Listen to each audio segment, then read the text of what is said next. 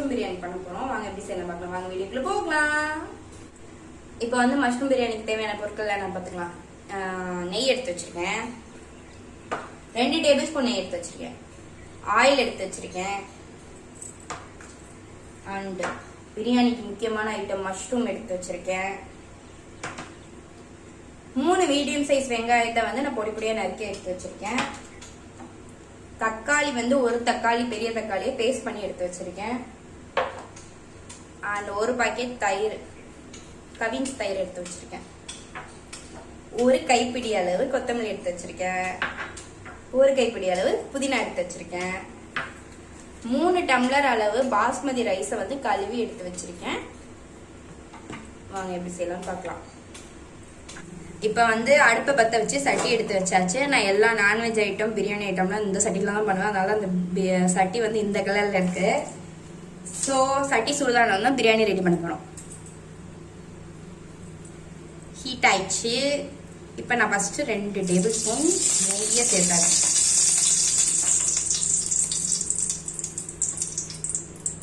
சிம்ல வச்சுக்கோங்க. ஆயில் சேர்த்துக்கிறேன்.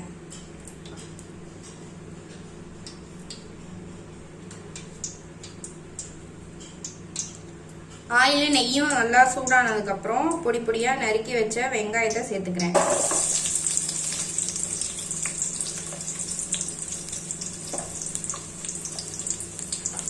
நெய் ஸ்மெல் சூப்பரா இருக்கு.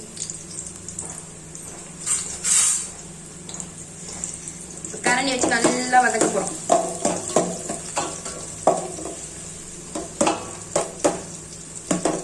வெங்காயம் வந்து கோல்டன் பிரவுன், அதாவது பொன்னிறம் அளவு வறுத்தால் போதும்.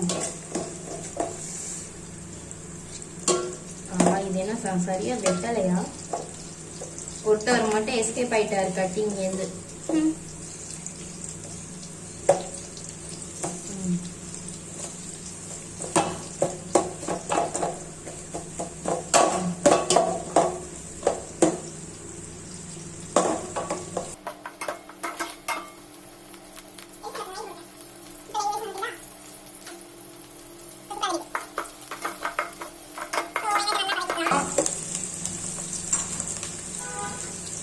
வெங்காயம் வதங்கினதுக்கு அப்புறம் இஞ்சி பூண்டு பேஸ்ட் சேர்த்துக்கிறேன்.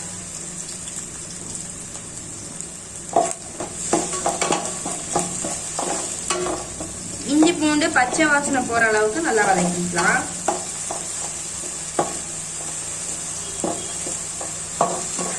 வேகமா கிண்டுனா இஞ்சி பூண்டு பேஸ்ட் வதங்கினதுக்கு அப்புறம் வந்து 2 ஏலக்காய், 2 பட்டை, 3 கிராம்பு, பிரிஞ்சி இலை எல்லாம் சேர்த்து பவுடர் பண்ணிக்கோங்க. அது மட்டும் மிஸ் ஆயிடுச்சு வீடியோவில். ஸோ அதை மட்டும் பண்ணிக்கோங்க. இப்போ வந்து இல்லை எல்லாத்தையும் எல்லா மசாலா இதெல்லாம் வந்து நல்லா சேர்ந்து நல்ல ஃப்ளேவர்ல வந்து ஸ்மெல் வருது. இப்போ பேஸ்ட் பண்ணி வச்ச தக்காளியை வந்து நான் சேர்த்துக்க போறேன். அப்படியே சேர்த்தாச்சு.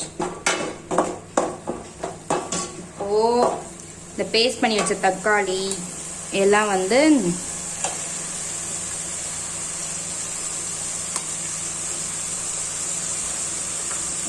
இப்போ தெரியுதா? இப்போ பேஸ்ட் பண்ணி வச்ச தக்காளியோட நல்லா வந்து அந்த எல்லா பச்சை ஸ்மெல்லும் போற அளவுக்கு நல்லா வந்து வதங்கிக்கணும். வதக்கிக்கணும்.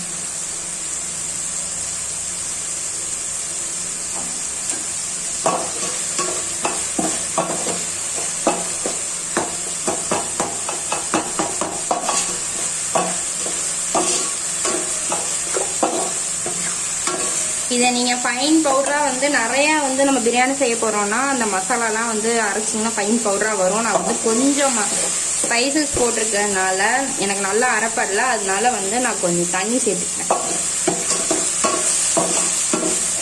பட் நல்ல ஸ்மெல் வருது. இப்போ வந்து தக்காளி பச்சை வாசனை எல்லாம் போயிடுச்சு. இப்போ நான் வந்து தயிர் சேர்த்துக்கிறேன். நல்ல கெட்டியான தயிர் 1 கப் சேர்த்துருக்கேன். நல்லா வந்து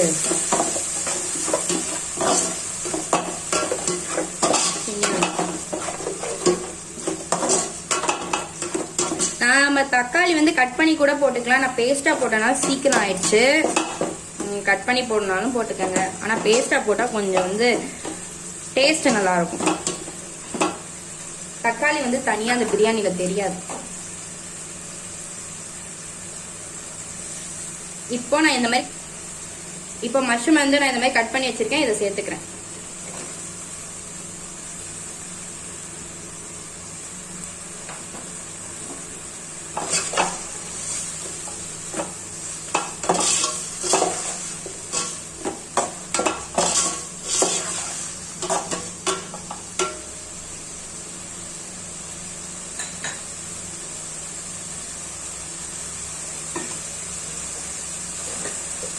இந்த டைம்ல கொஞ்சமா மஞ்சள்தூள் சேர்த்துக்கிறேன். இதால 2 டேபிள் ஸ்பூன் அளவு இல்ல 3 கூட சேர்த்துக்கேன். 3 டேபிள் ஸ்பூன் அளவு போட்டுருக்கேன்.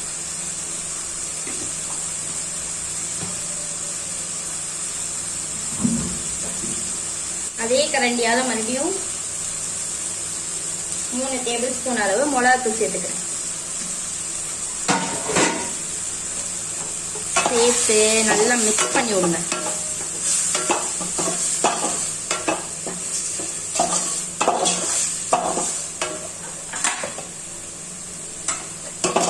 சேர்த்து நல்லா மிக்ஸ் பண்ணியாச்சு.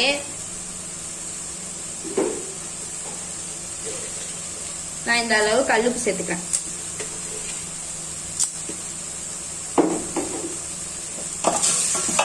மஷ்ரூம் வந்து ஓவரா வதக்குனீங்கன்னா மஷ்ரூம் வந்து இருக்கிற இடமே தெரியாம போயிடும். ஸோ வந்து கடைசியா வந்து மஷ்ரூம் போட்டுக்கோங்க. மசாலா போடுறதுக்கு முன்னாடி வந்து மஷ்ரூம் போட்டுக்கோங்க. லைட்டா கலக்கிட்டு இப்ப நான் வந்து பாஸ்மதி ரைஸ் சேர்த்துக்க போறேன்.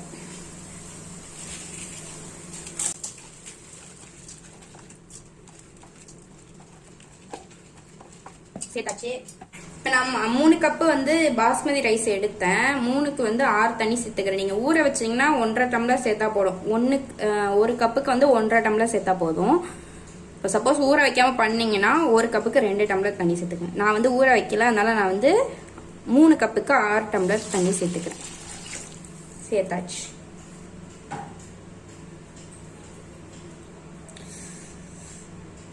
ஸோ இப்போ வந்து மிளகாவில் அந்த நறுக்கி வச்சிருந்த கொத்தமல்லியில பாதி சேர்த்துக்கோங்க.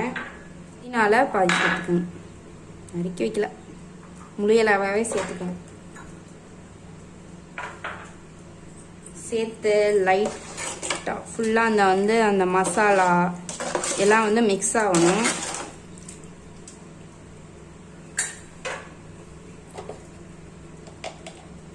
கரம் மசாலா வந்து 1/2 டீஸ்பூன் சேர்த்துக்கோங்க. பெப்பர் வேணும்னா உங்களுக்கு பெப்பர் சேர்த்துக்கோங்க. பெப்பர் வந்து ஆப்ஷனல் தான். நான் வந்து கொஞ்சம் பெப்பரியா இருந்தா ஓகே, அதனால நான் வந்து பெப்பர் சேர்த்துக்கிறேன். அதே 1/2 டீஸ்பூன் பெப்பர் சேர்த்துக்கிறேன். ஸோ எல்லாம் ஃபினிஷ் ஆயிடுச்சு. நல்லா வந்து மிக்ஸ் பண்ணி விடுங்க. கொஞ்சம் கல்லுப்புனால சால்ட்டு வந்து கரையிற அளவு கொஞ்சம் மிக்ஸ் பண்ணி விட்டுக்கோங்க. சால்ட்டு சேர்க்கறதுனால சேர்த்துக்கலாம்.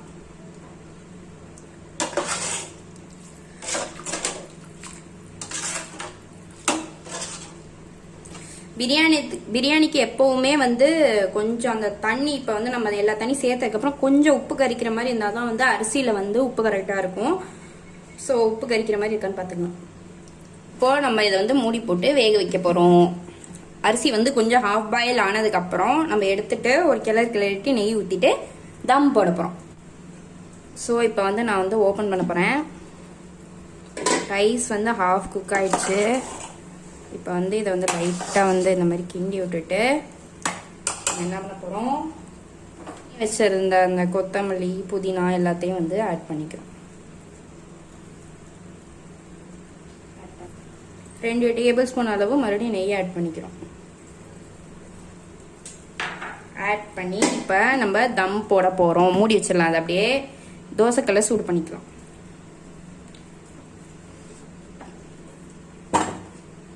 ஃபுல் ஃப்ளேமில் வச்சு தோசைக்கல் வச்சு சூட் பண்ணிட்டு அப்படியே எடுத்து வைக்க வந்தோம். கரெக்டாக ஒரு 15 நிமிஷம் கழிச்சு சூப்பரான மஷ்ரூம் பிரியாணி ரெடி ஆயிடும். ஸோ 15 மினிட்ஸ் கழிச்சு ஓப்பன் பண்ணி பார்க்கலாம். ஸோ இப்போ 15 மினிட்ஸ் ஆச்சு. இப்போ எடுக்கலாம். வாவ், சூப்பராக ரெடி ஆயிடுச்சு. வாங்க, எவ்வளோ உதிரியான மஷ்ரூம் பிரியாணி. இப்போ நான் வேற பாத்திரத்தில் ட்ரான்ஸ்ஃபர் பண்ணிக்குவேன். இப்போ சூப்பரான மஷ்ரூம் பிரியாணியும் ஆனியன் ரைத்தாவும் ரெடி பண்ணிட்டோம். இந்த மாதிரி நிறைய வீடியோஸ் பார்க்கணுன்னா என் சேனலை சப்ஸ்கிரைப் பண்ணுங்கள். பக்கத்தில் இருக்க பெல் பட்டனை மறக்காமல் கிளிக் பண்ணுங்கள். அண்ட் ஃபுட்டை ட்ரை பண்ணி பார்த்துட்டு கமெண்ட் பண்ணுங்கள். தேங்க்யூ.